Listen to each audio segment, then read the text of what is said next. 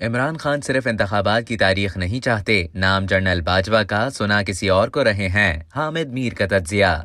Senior सहाफ़ी और तज्जिया निगार हामिद मीर ने अपने कॉलम इमरान खान का नया एजाज में बता दिया कि इमरान खान ने पंजाब और खैबर पख्तूनख्वा की सूबाई असम्बलियां तोड़ने का ऐलान क्यों किया है और वो क्या चाहते हैं। उन्होंने तज्जिया पेश करते हुए लिखा कि इमरान खान बहुत अच्छी तरह जानते हैं कि दो सूबों की असम्बलियां तोड़कर पूरे मुल्क में इंतखाबात कराना बहुत मुश्किल होगा। विफाक और सिंध के अलावा बलूचिस्तान की सूबाई हुकूमतें फौरी तौर पर नए इंतखाबात के लिए राजी नहीं होंगी, लेकिन इमरान खान ने अपनी आखिरी सियासी चाल चल दी है। इस चाल का मकसद पहले से मौजूद एक सियासी और माशी बहरान से फायदा उठाना और शहबाज शरीफ की कमजोर हुकूमत को मज़ाकरात के नाम पर कुछ सहूलतें देने पर राजी करना है। इमरान खान सिर्फ नए इंतखाबात की तारीख नहीं चाहते, बल्कि वो नाअहली और गिरफ्तारी से भी बचना चाहते हैं। वो अच्छी तरह जानते हैं कि गुज़िश्ता साल साबिक army chief general Qamar Javed Bajwa के साथ उनके ताल्लुकात में सर्द महरी जरूर आई थी, लेकिन बाजवा साहब ने मार्च में आने वाली तहरीक अदम एतमाद से उन्हें बचाने की सरतोड़ कोशिशें की, जिनकी गवाही परवेज इलाही ने भी दी। बलूचिस्तान अवामी पार्टी और MQM वाले अभी तक खामोश हैं, क्योंकि उन्होंने बाजवा की तरफ से मिलने वाले बिलवास्ता पैगामात को नजरअंदाज कर दिया और ISI की तरफ देखते रहे,